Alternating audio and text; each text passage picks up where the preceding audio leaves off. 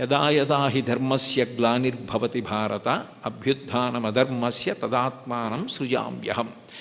ఆ ధర్మరక్షణ కొరకు విశేషమైన రాక్షస సంహారం చేస్తాడు కృష్ణ భగవానుడు కూడా. కన్నులు తెరవని కడుచిన్ని పాపడై దానవిచనుబాలు త్రావి చంపే, 3వ నెల నాడు ముద్దుల కుర్రడై కోపించి శకటమ్ము కూలత్రోసే, ఏడాది కుర్రడై ఎగసి తృణావర్తు మెడపట్టుకొని చీరి బకునిచి చంపే అంటారు. అసలు కన్నులు తెరవడం మొదలు పెట్టనప్పటి నుంచి రాక్షస సంహారం చేశాడు కృష్ణుడు.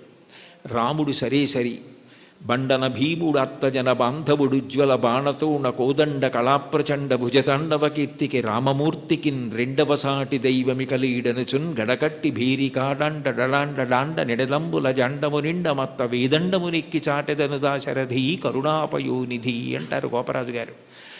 14,000 మంది రాక్షసుల్ని ఖరదూషణాదుల్ని రాముడొక్కడే చంపాడు. మిగిలిన అవతారాలకి రామావతారానికి తేడా ఎక్కడంటే, సర్వసాధారణంగా ఎంత అందగాడైనా, ఎంత పుంసాం మోహన రూపాయ పుణ్య శ్లోకాయ మంగళమైనా యుద్ధం చేసేటప్పుడు కాస్త కోపంగా ఉండి కళ్ళు ఎర్రపడతాయి. కానీ యుద్ధం చేస్తున్నప్పుడు రాముడు చాలా అందంగా ఉంటాడు. ఎప్పుడు బాణం తీస్తాడో, ఎప్పుడు సంధిస్తాడో, ఎప్పుడు విడిచిపెడతాడో తెలియదు. అందుకే మీరు రామాయణం జాగ్రత్తగా చదివితే అసలు ఎటువంటి రాముణ్ణి చూసి శూర్పణఖ మోహించిందంటే, యుద్ధం చేస్తున్న రాముణ్ణి చూసి మోహించింది. అబ్బాయి ఎంత అందంగా యుద్ధం చేస్తున్నాడని. అంతటి అందగాడు రాముడు, అంతమందిని చంపినవాడు. కానీ శ్రీవేంకటేశ్వరుడు రాక్షస సంహారం జోలికి వెళ్ళలేదు. నందక ఖడ్గం ఆయన దగ్గర ఉన్నా ఆయన క్షమాగుణంతో ప్రవర్తిస్తాడు. ఎన్ని తప్పులు చేసిన వారైనా ఆయన దగ్గర కైమోడ్చి నిలబెడితే క్షమించడమే ప్రధాన లక్షణంగా ఉండి, పాపములకు ప్రాతినిధ్యంగా కేశఖండనం, కేశములను తీసి క్షమించి పంపిస్తాడు. అందుకే సృగ్భూషాంబరహీతీనాం సుషమావహమూర్తయే సర్వార్తిశమనాయాస్తు వెంకటేశాయ మంగళం దయామృత తరంగిణ్యాస్తరంగైరివ శీతలై అపాంగై సించతే విశ్వం వెంకటేశాయ మంగళం అంటారు. అంతటి దయామూర్తి. అటువంటి అవతారం ఇత పూర్వం రాలేదు. ఎన్ని పాపములున్నా సంహరించడం అన్నది చెయ్యడు. ఆ పాపరూపమైనట్టి ధనము కొండపైకి రప్పించి నిస్పృహుండనగుచు అంటాడు. తరిగొండ వెంగమాంబ గారు మహాతల్లి వెంకటాచల మాహాత్మ్యము అని కావ్యం చేసింది. అందులో పాపాన్ని ద్రవ్యం మీదకి ఆవాహన చేసి తెప్పించి హుండీలో వేయించి క్షమాభిక్ష పెట్టి ఆ ద్రవ్యాన్ని నిస్పృహుడై సామాజిక కార్యక్రమాలకు ఇచ్చేస్తుంటాడు. అటువంటి వెంకటేశ్వరుడున్నాడే, ఆయన ఈ అవతారంలో వరములను కుప్పించడమే ప్రధాన లక్ష్యంగా కలిగినవాడు. నాకున్న పెద్ద భయం ఏమిటంటే, నాకు ఇటువంటివి చెప్పేటప్పుడు ఏ పల్లవి దగ్గరో గంట అయిపోతుంది. అందుకని నాకు చాలా భయం.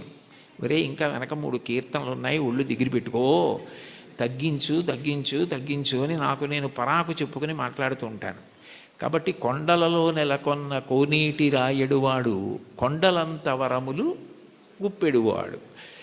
అయితే ఈ మాట అన్నప్పుడు అన్నమాచార్యుల వారు ఆయన యొక్క అనుగ్రహ వైభవాన్ని 3 రకాలుగా ప్రతిపాదన చేశారు.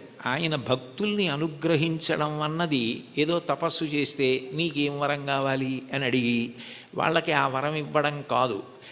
అసలు అవతలవారు అడగనటువంటి వరాలు, అవతలవారి యొక్క భక్తిని బట్టి ఎంత వశపడిపోతాడు అన్నదానికి పరమాద్భుతమైనటువంటి ఉదాహరణలు కొన్ని చెప్పారు. అందులో మొదటి చరణంలో కురువరతి నంబి, అంతే కదమ్మా, కుండలు చేసిన ఎట్టి కొండలు. ఇందులో మొట్టమొదట ఇది అక్కర్ల నాకు ఉదాహరణ చెప్తే చాలు. కుండలు చేసేటటువంటి కుమ్మరిదాసుడైన కురవరతి నంబి, కుండలు చేసేటటువంటి ఒక కుమ్మరి వృత్తిలో ఉన్నటువంటి వ్యక్తిని ఆయన ఎంత అనుగ్రహించారన్నది ఉదాహరణగా చెప్తున్నారు. తొండమాన్ చక్రవర్తి వెంకటేశ్వరుడికి ఆనందనిలయ విమాన నిర్మాణం చేసిన తర్వాత ప్రతిరోజు బంగారు తులసీ దళాలతో పూజ చేసేవాడు.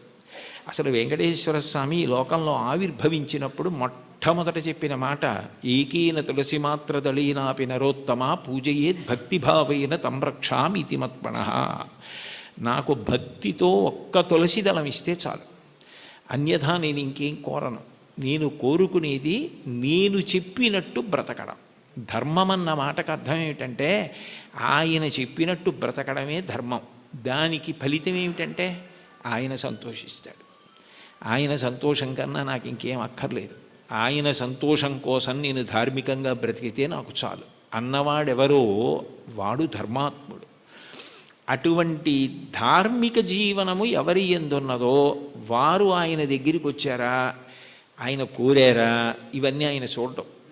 దానికి ప్రబల ఉదాహరణ ఏమిటంటే తొండమాన్ చక్రవర్తి బంగారు తులసి దళాలు పూజ చేస్తే తీసేసి పాదాల మించి ఆ భీముడు అన్న ఆ కుమ్మరి ఆయన ప్రతిరోజు కొండలు చేయడం మొదలు పెట్టగానే అసలు దాన్ని వెంకటాచల మహాత్యంలో ఎంత గొప్పగా వర్ణిస్తారు. బంకమన్నుతో దళాలు చేసి కొయ్య వెంకటేశ్వరుడి పాదాల మీద సమర్పణం చేసి మొదలెట్టేవాడు ఆయన. ఆయన వరకు ఆయనకి అది కొయ్య బొమ్మ కాదు, అది వెంకటేశ్వరుడు. అలా నమ్మి చేశాడు ఆయన. రోజు ఆ దళాలు ఉండేవి, మట్టి దళాలు. బంగారు దళాలు పక్కకు పోయేవి. తొండమాన్ చక్రవర్తి చూసి చాలా ఆశ్చర్యపోయాడు. ఇదేమిటి, నేను బంగారు దళాలతో చేస్తే మట్టి దళాలు ఉంటాయి ఏమిటని. అప్పుడు వెంకటేశ్వరుడు మాట్లాడాడు. ఆయననే అడిగాడు. అడిగితే ఆయన అన్నాడు, ఇవన్నీ నాకు అక్కర్లేదు, ఈ పటాటోపం నాకెందుకు, ఆ బంగారం నేను సృష్టించింది, నేను ఇవ్వనిది నేను సృష్టించనిది ఎక్కడా ఉండదు, నాకు కావలసినది భక్తి.